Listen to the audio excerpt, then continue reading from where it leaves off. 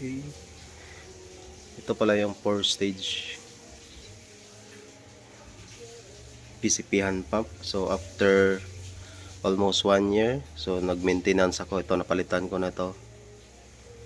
Main piston nya 4 stage. Malakas pa rin naman siyang, aabot pa naman siya ng 3,000 or more PSI pag binomba mo.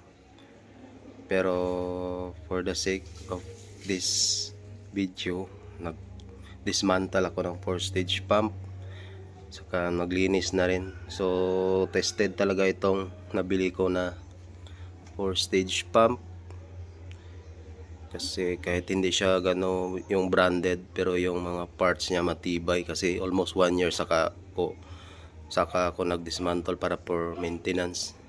So ito yung napalitan ko na o-ring dito sa main piston niya.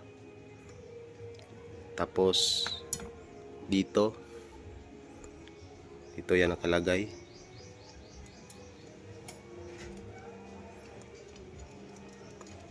Yan. O yun. Medyo makunat na siya. Yan. Tapos ito tatlong o-ring lang yung pinalitan ko. Pati dito may o-ring dito sa loob dyan. Yan, bago na yan. Ito yung mga na-replace ko na o-ring. Yan. Ito yan galing sa loob. Yan, may o-ring dyan. Tapos ito sa piston. Yan. Ito yung mga kasamang replacement nya. Solid talaga itong main. Yan, marami pa dyan. So ito dyan, lininisan. Ito, gamit ko dyan pangbuga ng mga yan yung mga nagamit ko. Yan, mga cup lang ito ng pump. So akala ko meron siyang coolant sa loob, wala pala. Anyway, goods pa rin naman kahit matagal kong nagamit. Kumpara doon sa mga 3 stage pump na nabili ko dati, yung tag 1,200, pangit talaga, no? Pero kung depende sa budget, kung wala ka talaga, yun na lang muna. Kasi ito nasa mga 2,200 ito nabili ko. Yan. So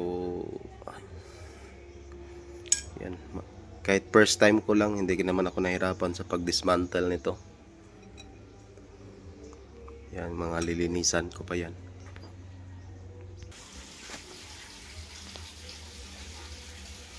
Yan.